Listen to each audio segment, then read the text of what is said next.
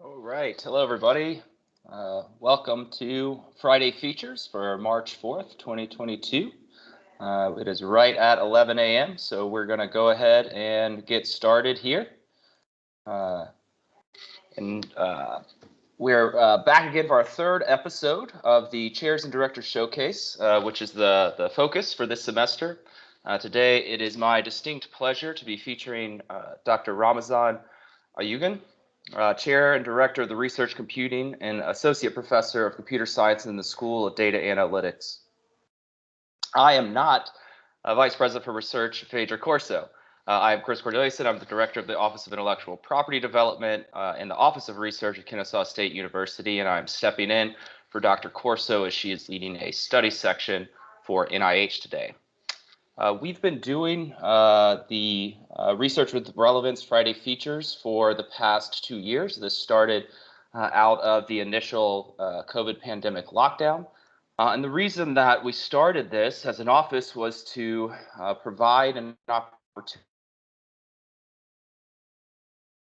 to highlight here at KSU and to stay engaged as a community of scholars and researchers.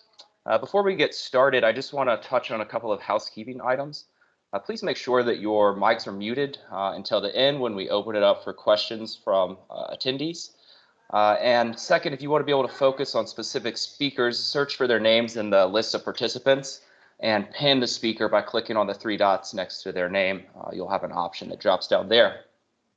Finally, this episode will be recorded and be available through Kennesaw State Office of Research and through our YouTube channel. Our schedule for the next hour will include watching a video giving an overview of the research of our featured guest, Ramazan Aygun. Then we will do a live interview before opening it up to attendees to ask questions. If you do have a question that you'd like to ask, you can either put it in the chat and I will moderate those, or you can use the raise your hand feature by clicking on the hand icon within Teams. And I will call on you, and then you can ask your question verbally. If you do not have access to the chats feature, you can contact the research office at research@kennesaw.edu, and somebody will be able to assist you in getting that started. So let's go ahead and get started. We are happy to welcome Dr. Ramazan Aygun, Chair of the Research Computing Center in the Office of Research, as well as Associate Professor of Computer Science in the School of Data Science and Analytics. Ramazan joined Kennesaw State University as Director of Research Computing in 2020. He has an extensive publication track record, more than 100 papers and book chapters on various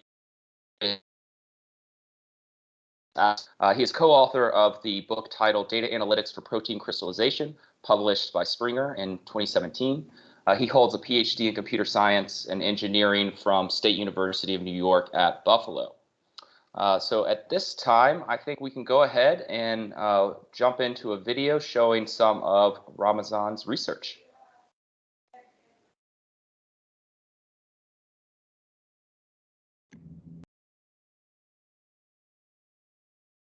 My name is Ramazan Aygun, and I am an Associate Professor of Computer Science with a joint appointment in the School of Data Science and Analytics in the College of Computing and Software Engineering. I am also Director of the Center for Research Computing. While studying at my high school in Turkey, I had the opportunity of taking computer programming classes. At that time, we had a small computer lab with Amstrad PCs. Using basic programming language, I even developed a simplistic tracking game. This exposure to programming guided me to choose my major in computer science at Bilkent University in Turkey. My research interest on database systems has developed during my senior year, while my project team was working on a nested transaction model for active database systems. After joining Middle East Technical University for a Master of Science degree, I wanted to study in the area of database systems, which then grew into a desire to obtain a PhD, and I decided to apply to colleges in the US. I first worked on multimedia networking in collaboration with a senior PhD student at the Database and Multimedia Group at the State University of New York at Buffalo.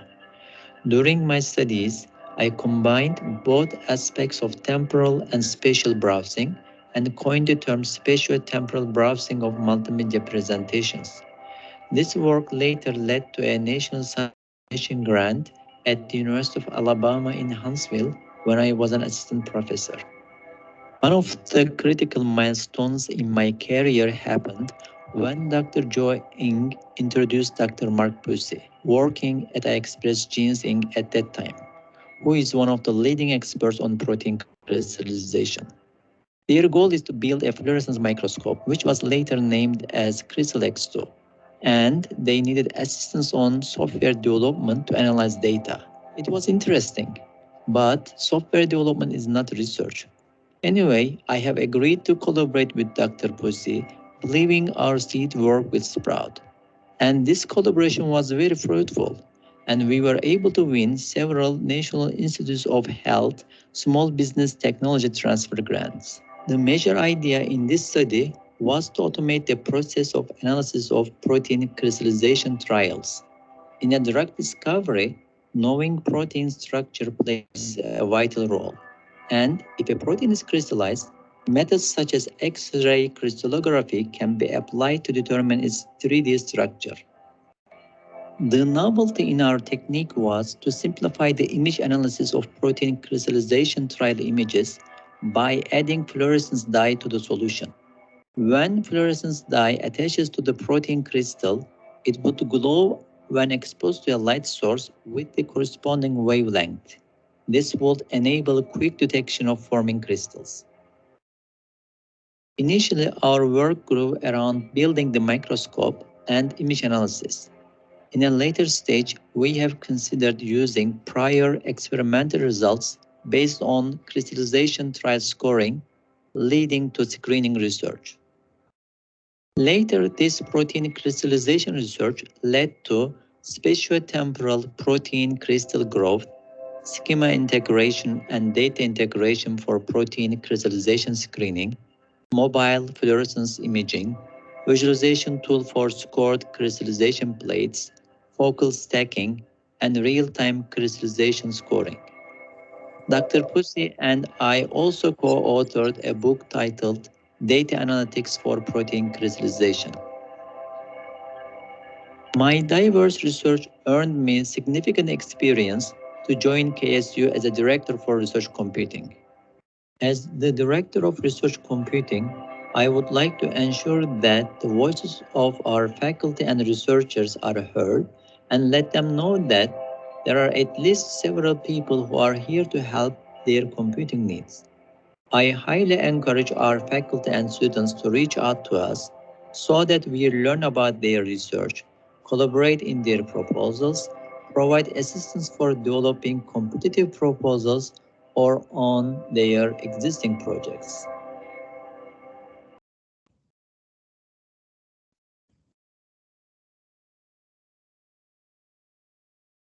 Awesome.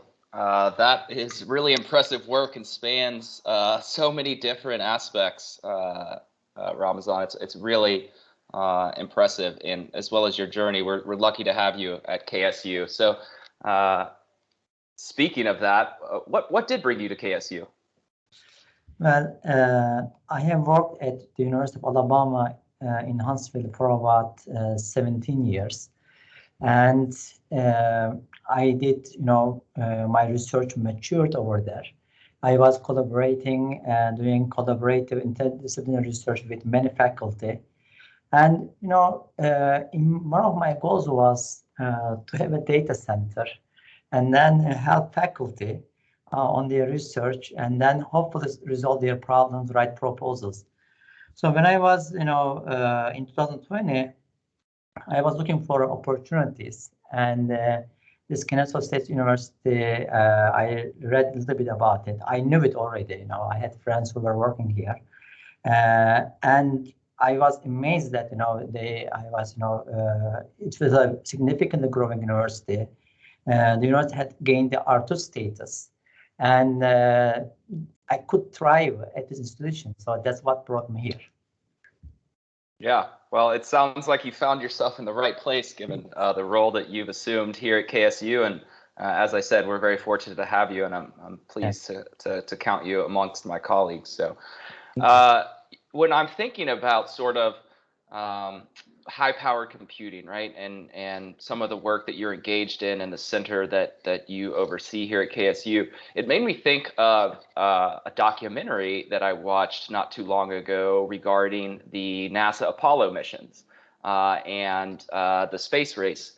And what really stuck out to me was the type of computational power, a very minimal computational power that was leveraged in order for those missions to be successful. And now all of us carry around far greater computational power in our pockets, right? And so when we think about the leaps and bounds that have come through our advances in computational power from that point to here, what's the future look like in your opinion, and what might be on the horizon that we should all be excited about? Yeah, thank you. So once you mentioned about the Apollo missions. Now Huntsville is home to NASA Marshall Space Flight Center, where these rockets to the moon were built. So when I was working in Huntsville, Alabama, when I was going to my university, I was passing by this U.S. Space and Rocket Center every day. And then there was, a full-size replica of Saturn V rockets that were carrying the space shuttles to the moon. So, I was always amazed with the, size of these rockets. And then there is also the actual one of the actual Saturn V rockets are also inside the Davidson Center. So if anyone is interested in seeing what, Von Braun and his team built for the humanity, it's an amazing experience. So I highly recommend it. And there was also a recent movie. It's been a while now, but named Hidden Figures. In that movie, there is one scene. There was IBM 7090 computer. The idea was they want to use this for flight planning, and they bring it to the NASA station, but they could not fit it because the computer was too big to fit it through the doors. So it is humongous, gigantic system, needs lots of cooling and needs significant power. So that's where we are. It's minimal in terms of computation, but size was humongous. So when I was doing in 1990s, the portable devices were floppy disks, which were able to carry about several megabytes only. And when I was doing my undergraduate study, the RAM that we were using in computing systems were just megabytes. Even for finishing our senior project, we need to combine several megabytes to make our project make sure that it's running and then complete it. So we had 8 megabytes of memory at that time. We had 100 megabytes of hard drive in 19. So we had Intel Pentium 386 486 CPUs. And now, since then, what is the direction? The first initial direction was to develop CPUs with high speed. Typically, if you go and buy a CPU, you look at the hertz. And then we hit a wall recently. So there is increase, but it's very limited. So when we hit that wall, the alternate solution was going for multi-core CPUs. So not just one CPU, and then having parallel systems that can benefit from this. And in addition, accelerators were developed, especially for graphical processing units, GPUs. They were mostly used for display and gaming, and most of the operations they were done was matrix operations, and this could be used for other purposes as well. And nowadays, deep learning has taken over, especially in computer science, and we need to do lots of matrix and tensor operations, and these GPUs are very suitable. And in terms of storage, as I said before, we had floppy disks. Now we have SSDs, NVMEs, USB storage devices. We are able to hold more data in a smaller size, disks, basically, or small size devices. And if you look at internet history, it was developed in 1989, or proposed in 1989 by Tim Berners-Lee at CERN. And the idea was sharing experimental results. But today, if you look at it, it's not just for experimental results. We watch Netflix, YouTube, we have online social networks, etc. So data movement is critical now. So we don't need to store every data at every place. High bandwidth systems, fiber networks are available nowadays. And what we need, in terms of, we still need high, we can increase the number of computing nodes. So that's one direction we are going for. In addition, what we need in the future is, we need to have high accurate systems, and we need to get this accuracy in real time. For example, let's say you are driving a smart car, and then this smart car has an autopilot, and then there's a pedestrian crossing the road. So you want the accuracy, you want the pedestrian to be detected in milliseconds, not seconds, and accurately. We don't want to have any error over that. Error is not acceptable at all. In addition, data movement has been very critical now for research.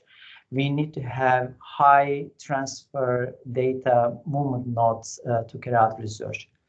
So this is the traditional computational world. In addition, quantum computing is coming up very quickly. So that's an interesting area to explore. In addition, there is also significant research on biological computers. We mentioned that the use of this high power system. Our brain is also doing similar work, but we do not need to plug ourselves to the wall to consume energy, right? So this is another interesting work that's coming up. Yeah, that's very exciting, and it's a little bit mind-boggling to consider how far we've come, and yet how much still is out there, right? And what the future of computing might look like. And to your point, it's moved from the realm of sort of this tool in a research and academic setting to pervasive in our daily lives, regardless of what what you do, right? So we all, we live through computational power in a lot of respects. So very interesting. So next question I have for you is changing up gears just a little bit, but I find really the work that you highlighted in the video regarding protein crystallization quite interesting. And it's, you mentioned as interdisciplinary work, but really the way that you framed it, it seems more cross-disciplinary, right? So you're bringing together different groups with their individual expertise that are able to address a problem or a project that independently would never be achievable. So how has engaging in cross-disciplinary research benefited you, and how do you see the value of that translated into the success of the projects? Yeah. That's a very good differentiation between interdisciplinary and cross-disciplinary research, Chris. I think you made very well over there. I am not an expert on protein crystallography. So if you challenge me some questions on protein crystallization, I might be just fail, And Dr. Pussy, I work with Dr. Mark Pussy, and he's not a computer scientist. And whenever you work in a cross-disciplinary area, one major thing that you should know the terminology. I think that's very fundamental. At least you need to have an understanding of the terms that you are exchanging between the experts in this scenario. So what we, in this case, if you look at my research, my background is image processing, computer vision, data analysis, and so on. And I do not know which proteins important to crystallize and how they could be impactful for drug discovery. So that input is brought by, that motivation is brought by Dr. Pussy, our crystallization expert. But he doesn't know, he didn't know how to analyze them. He didn't know the image processing tools to analyze the images. So in this way, we try to build a team. So one thing that happened is, for me, if we are working on a supervised learning, we need to have a labeled data. So whenever we have an image, we need to know there is a crystal or not. And in the beginning, if you don't know the area, it's really challenging. It's not just big structures. So there are different, let's say, phases of crystals or categories of crystals: 3D, 2D, needle type crystals, plates, and labeling is very important. Eventually, we learned how to label them as well. But let me tell you one scenario. I was working with my students. We look at the image and we do not see any crystal in it, but Dr. Pussy has labeled that there is a crystal. And I just suggested to my students, let's go and talk to Dr. Pussy and ask him where he sees this crystal. And we showed the image to him, and he told us that he doesn't see the crystal in it. So we are surprised how he sees the crystal then. But he used another instrument. He used another microscope to see the crystal. So we don't have that idea of exploring the data in that way. So this was a good collaboration with Dr. Pussy and between us. In addition, not on that one, I work with a mechanical engineering professor who was doing robotics, but he didn't have expertise on, again, image processing, so we tried to navigate robots. At that time, the idea was, we need to do some depth analysis. For depth analysis, you need to either have a depth sensor, or you need to have stereo cameras, or you need to multi camera. But we want to do this depth analysis using a single camera. And the idea was we had to use a 3D object that we know the sizes of the object, and then use it as a reference to navigate the robot. And another project, I work with atmospheric. I was involved in atmospheric science project to estimate the tropical cyclone intensity. It's a similar thing. Validation of data is not easy for me. So again, we had atmospheric scientists. They were able to analyze the wind speed, vorticity, humidity, and then identify the category. We were just looking at the images and then categorize them. And one of the advantages, if I come back to Dr. Pussy's work with protein crystallization, he provided us a fresh data that no one has ever had. So this is a very big opportunity. So everything that we were doing was really novel because we were the first to explore that data. I think it's very, I believe, very impactful for the community.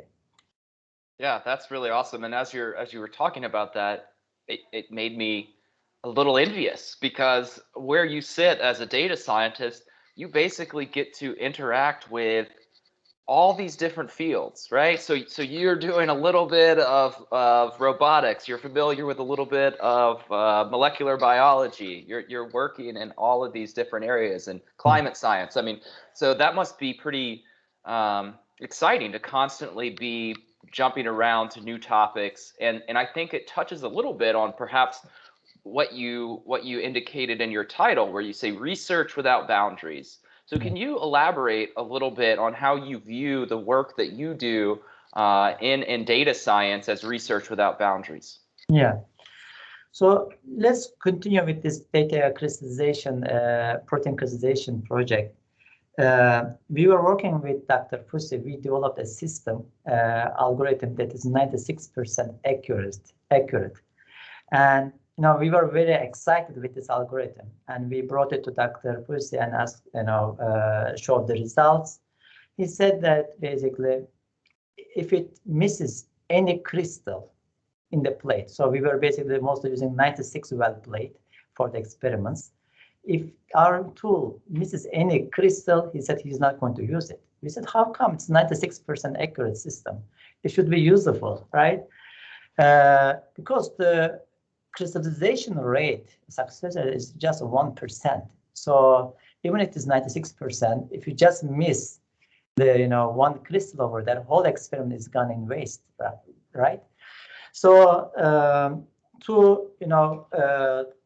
we come back to this problem. So we thought about the problem. This was the case. So we were labeling the results into two. Either it's a positive or negative, or there's a crystal or non-crystal. And Dr. Puse was interested in definitely in crystal cases, positive results.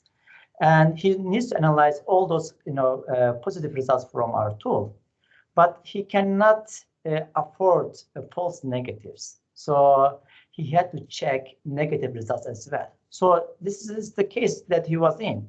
He was checking all positive results and he was checking all negative results to avoid false negatives. Basically, he was not using our tool at all. He was again checking by himself.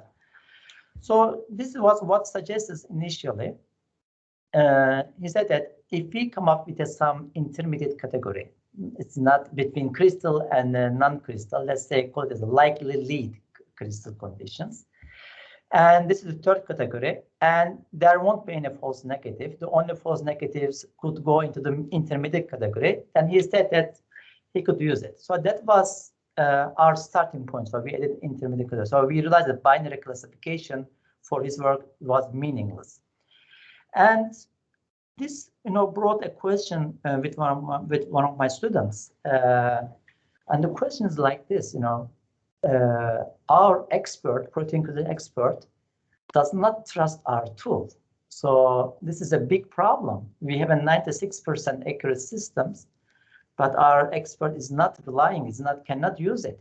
So how can we build, maybe we should build trustable or trustworthy systems. So this is, became a beginning of another research. And at that time, there's one of my students in the audience as well, Dr. Tran. We decided to think about, okay, how can we make sure that our machine learning tool does not make any mistakes? So this is a big challenge because in machine learning, if you come up with 100% accurate system, the community will criticize your work. Probably they are going to say that it's 100% because it memorized the data. It didn't learn the logic behind it. So this was a challenge. So we said that, okay, how can we make sure that our tool can learn the cases that it cannot classify correctly? So this was a big question that we had for a while. And then we checked the definition of wisdom. So maybe is this a wisdom that we can put into our learning tool? And then we checked the definition of wisdom and how it was defined in the history. And the most general definition you are going to see is wisdom is the ability to contemplate or act using knowledge, experience, understanding, common sense, and insight. Well, we are not close at that position for defining wisdom for computer or AI systems at this time. So we look at whether there are other better definitions that could fit us, and then we found one from Aristotle. And it says knowing yourself is the beginning of all wisdom. So I think this is a good definition. So if we develop a system that it can determine what it cannot do well, then we are achieving a good job. So we developed a system called Wisdom Net, a neural network architecture. And the idea was this system was going to reject to make a decision, or it's going to confer or the decision to a human expert if it is doubtful. But for other cases, it was going to give only the correct answer. And this was a good achievement that we had done. So we had only 10% of deferring of the decision, but 90% of the case all results were correct in these experiments. So this is one way, you start from one point, get the feedback, get the observations from another discipline, and then you learn that numbers are not very important for this expert. There's something more critical for him, and then take it to another level. Yeah, that's fascinating. And I find it particularly interesting where you have the accuracy is not good enough for the subject matter expert, but if you achieved that 100% accuracy, then the criticism would be levied by your peers in your field. So, it's difficult. You're between a rock and a hard place, as we say, in that case. So I'm going to ask one more question at this point and then open it up to the audience. So audience, please feel free to start preparing an inquiry or put one in the chat if you have it. But my academic background is in microbiology, and my lab focuses on pretty traditional microbiological type experimental design. And so sometimes I think just out of my own naive lack of understanding of high performance computing, I would think, well, this isn't a resource at KSU that as a researcher I will benefit from. So what would you say to our colleagues at KSU that may not currently see the value of computational power and the resources available at KSU as integral to their research productivity? Yeah. So this is, I can give a few examples when you should consider HPC.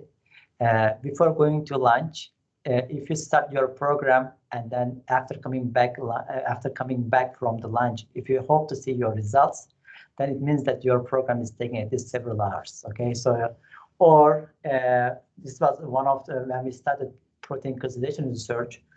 Our expert basically said that if he starts the experiment at 5 p.m. and then gets the result early 8 a.m. in the morning, he was satisfied with that time. So whenever you need to stay away, you start the program, it takes hours. So it's a good indication that you need to consider high performance computing.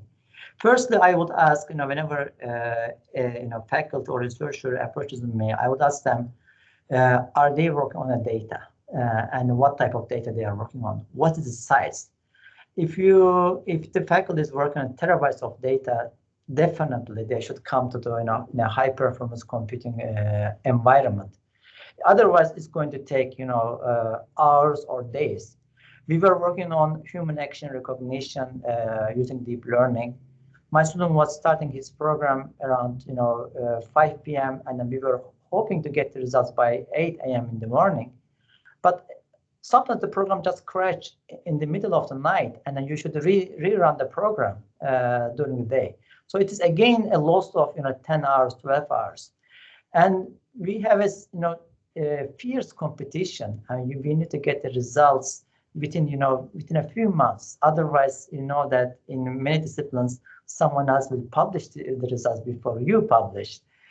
So whenever you think that it's taking hours running a program, I think it's a good time to explore high performance computing.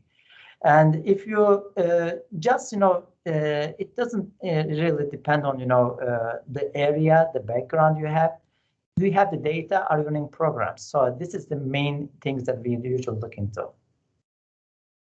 Yeah, that is helpful, and time is money, as they say. Yes, so yes. Certainly in those examples.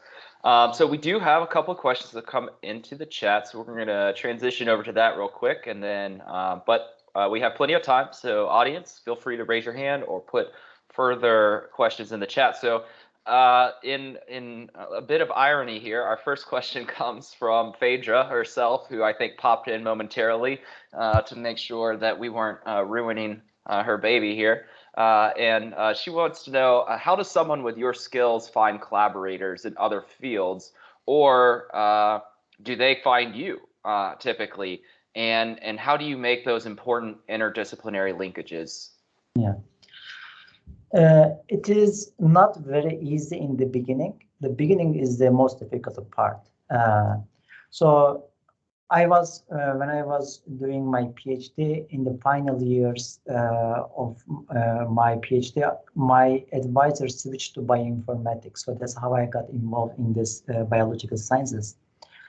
So when I joined, University of Alabama in Huntsville, so I wanted to collaborate with biological professors. So I checked their website. And then I tried to reach them out and tell them I want to meet them and I have this idea, and then I could help in the competition aspects. So after this interaction, what happens is they share the information with other colleagues. So even though they may not work directly, they say that they are working with Dr. Ramazan Aygun from computer science. So he is doing some biological research. So they approach me in that way, or you need to make sure that first effort must come from myself. That's how I look at it. Then I look at opportunities. So in the you watched in the presentation, Dr. Pussy was introduced by another colleague, but I already knew other colleagues in the biology department. So this is how I, usually go after.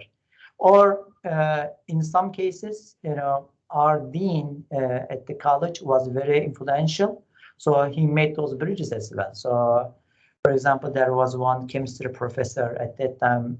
She was working on an animation of chemical interactions. So she connected us. I mean, our dean has connected us, and then we work on a proposal together. Yeah, so quite organic, and it Yes. sounds like you deal with a little bit of the curse of competency, right? So once you do a good job, people talk about it, and then all of a sudden, the amount of work requested of you is amplified significantly. But I think that's a good problem to have. So, so I'll go ahead and put a plug. If you think computational tools can help you in your research and you're at KSU, contact Ramazan. He would love to work with you.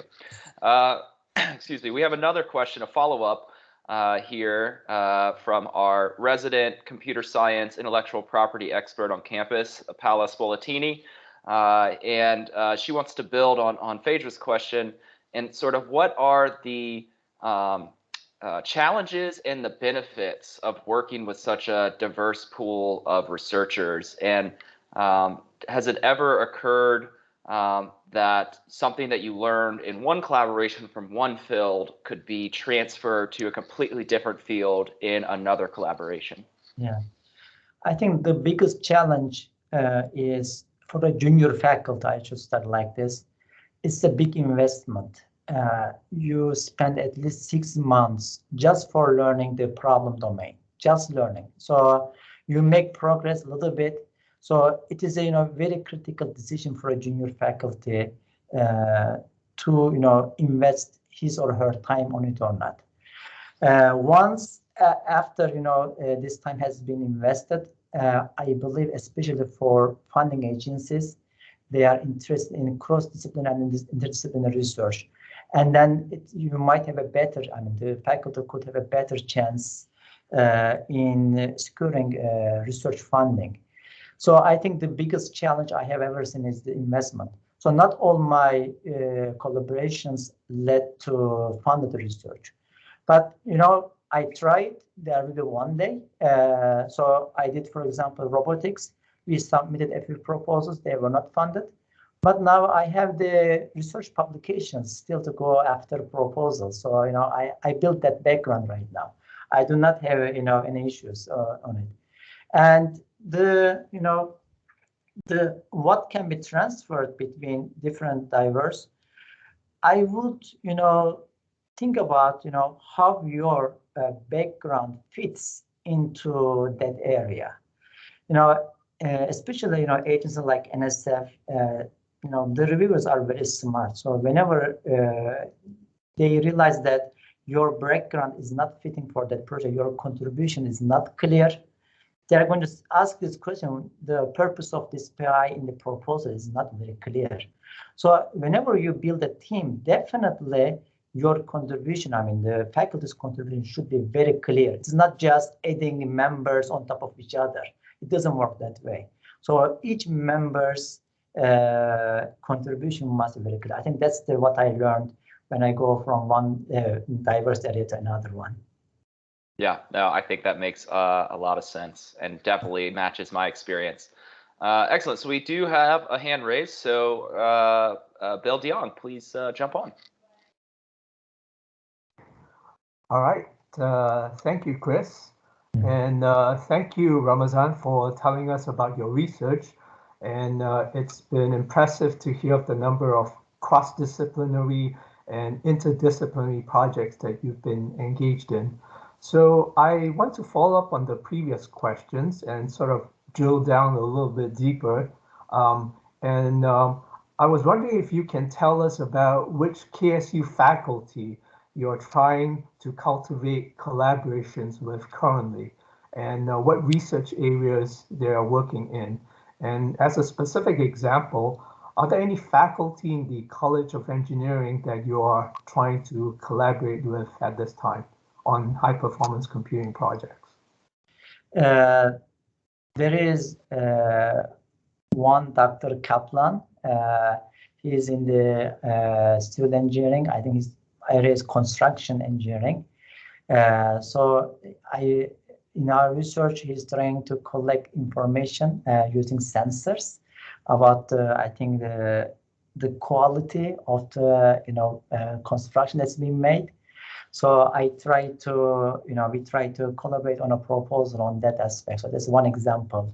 I have it. Another one is, I forgot his name. He's working on smart vehicles. So the idea of this project is we try to use machine learning again. So, for example, on the roads there are some holes, etc., ditches, and we are using smart cars nowadays. And oh, Ramazan, it looks like you just got muted accidentally. Sorry about that. So for smart vehicles, for the roads, if there is any issue, any danger on the road, there should be hazard on the road, it should be detected as quickly as possible. And I try to incorporate this trustworthy machine learning into the system.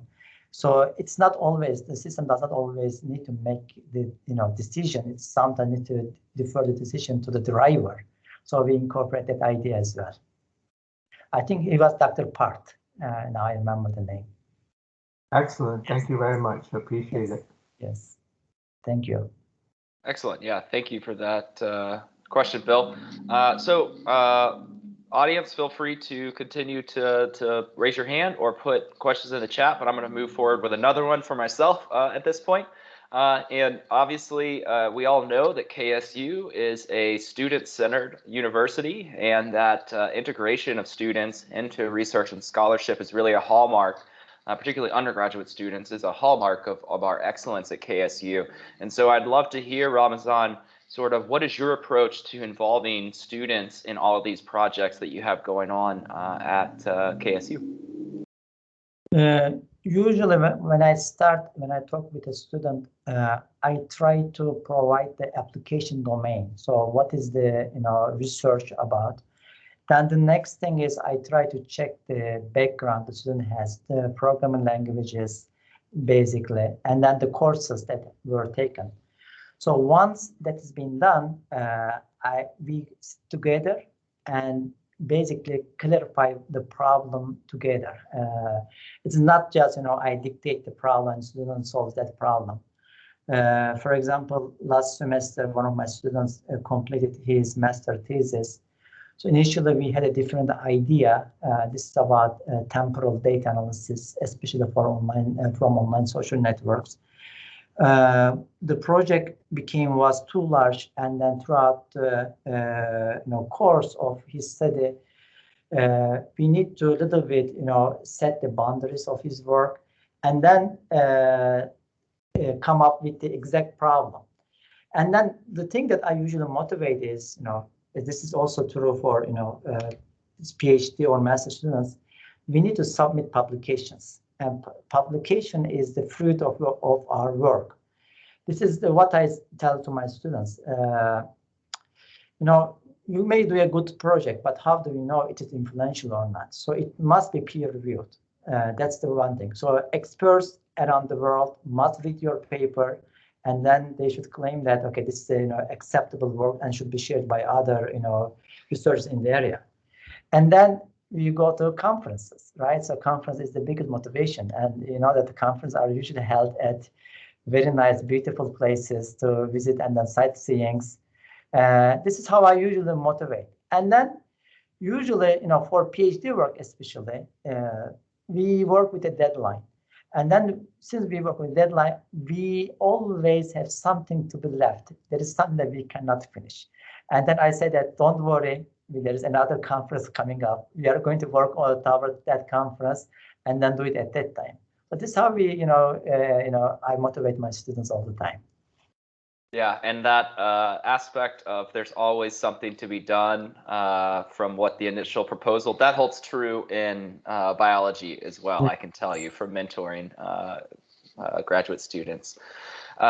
So a follow-up for you there is there's some really exciting new programming coming to the college in the fall. So you're getting a new PhD program in computer science. So you know, what are your thoughts there? How do you think that's going to shift the research portfolio of the college and benefit KSU more broadly? Yeah. First, we are very excited with this program because this will increase the reputation of Kennesaw State University. Because usually, one thing that goes into media is the research that has been conducted, right? So what I look at is like this. So we need to make this program reputable.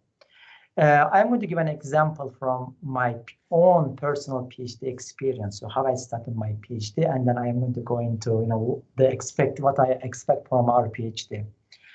So when I was when I decided to do my PhD in the United States, I decided to work on multimedia systems, and especially multimedia retrieval and multimedia databases. And the United States is just a big, huge country for someone who lived, abroad. So you don't know the differences, much different between the states. So every place is United States for you. So what I look at it is multimedia systems was a flourishing area at that time. It's a little bit interdisciplinary. So I have seen electrical engineering professors who had expertise in signal processing involved in multimedia systems research. And there was also database management system professors, researchers who were doing multimedia database retrieval and querying. So my goal is, when I started this one, since I was interested in retrieval more, I tried to find a professor who had a background in database systems but doing multimedia system research. So I sent Dr. Aydam Zhang an email. I was very interested to working with her. And then after a while, she replied back to me that she could hire me as an assistant at university. And I was very excited. So what this tells me, from my personal experience, there are usually two ways you choose for your PhD program. One is the university ranking. The other one is the professor. I know some of my colleagues, my students who work together. Now they want this professor name on their dissertation. So having good quality, researchers is very important for this purpose. When I was joining KSU 2 years back, so first thing I did was I went to check the computer science faculty webpage, and I was glad to see that we had internationally renowned known researchers faculty. So we have the faculty, and I met the faculty the same year we joined, and then I also served on the faculty search committee for computer science. We hired fantastic, amazing faculty. It's hard to, I would say that they could go anywhere, but they have chosen us. So I am very excited with working with these colleagues. So I believe we have the faculty now. We have the faculty where students may desire to come and work with this, research on these areas. Second thing is we need to increase our reputation. And it's coming up too. So in January, we have submitted a paper to International IEEE Conference on Semantic Computing. And our paper was awarded Best Student Paper Award. So we are also getting that reputation. PhD student is very, critical in accomplishing research and funding, securing research funding. The reason is, I work with master's students as well.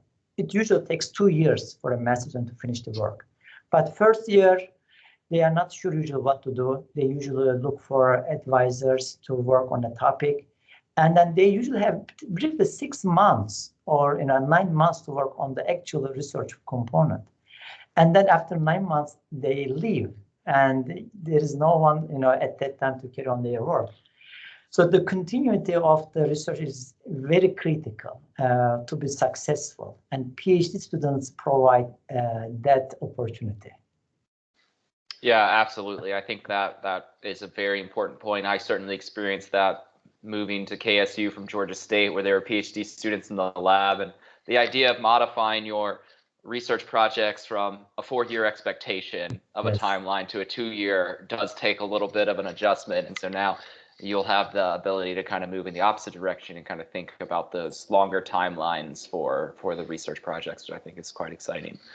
So I want to throw out one final question for you, and this has been incredibly insightful, and very grateful for your time and sharing your work with us today. But one thing still kind of sticks out from the video, and you touched on it just a few moments ago as well in a follow-up. But can you kind of elaborate on your work with spatiotemporal browsing of multimedia presentations? You'll have to forgive my ignorance as a microbiologist, but I'm having a little bit of difficulty kind of placing exactly what you were engaged in that work. So if you could elaborate, that would be phenomenal. So I believe that was one of the influential parts of my research, because if you, in the video, I also talk about spatiotemporal protein crystallization. So it has many aspects. So it influenced my research later on. The idea was around that one, video compression. And at that time, I think this was early 2000s, the most dominant or the most promising video compression video codec was MPEG-4 around that time. And then they have introduced this object-based coding. And the idea was, I can give an example like this, and it was still used. You may have watched weather broadcasting, forecasting videos, and usually there is a weatherman in front of a green screen, not on a real map, and then there's a digital map is put behind that person. So we have the map as a separate object, and then the segmented weatherman person is a separate object. But this was a set environment. In real life, you cannot put green screens or blue screens outdoors. So you need to do this segmentation by yourself. So in the example that was shown in the video, we use a tennis video as a case. So by tracking the tennis player, we were able to get the full picture of the court. But what does this as an application? For example, consider drones. So you can have a drone, and then it may surveil a terrain, and then you may want to generate the map of that terrain. After moving, scanning the surveying the area. And one thing that has happened around that time is this was a 1999 movie. There is a movie, The Matrix. There is a new version, the 4th edition, came out recently. It was, I think, in terms of visual effects, it was amazing to me. And there is one scene, if you watch the movie, in the subway towards the end of the movie. Neo is fighting with Agent Smith in the subway, floating in the air. And that was one place where this mosaic background generation or sprite generation was used by stitching basically images from multiple views. And it's now 20 years since we were doing that research. Now we are able to see commercialization of this idea. Intel has a true view system. And if you are interested in sports, NFL, NBA, or Premier League, there is, a true view scene like this. So they freeze the view temporarily, and then rotate the camera around the player, and then provide multiple perspectives. So this is, I'm glad that our research actually became commercialized. Of course, they did not pick the idea directly from us. But whenever you work together, you influence each other, and then eventually the idea comes into practice, right?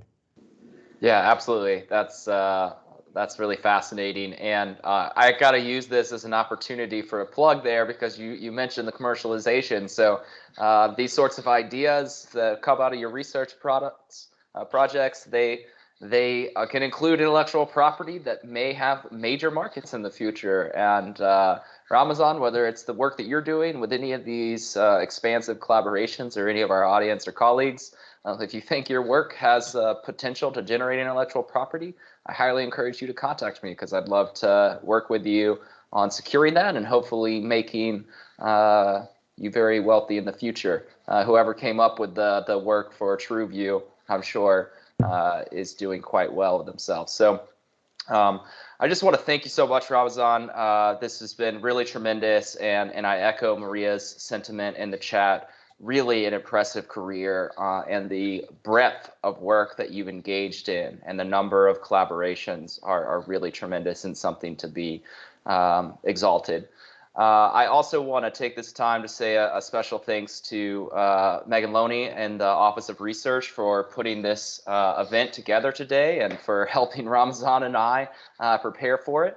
And I look forward to having Phaedra back in this chair for the next Chairs and Directors Showcase, which will be on March 18th at 11 a.m., featuring Dr.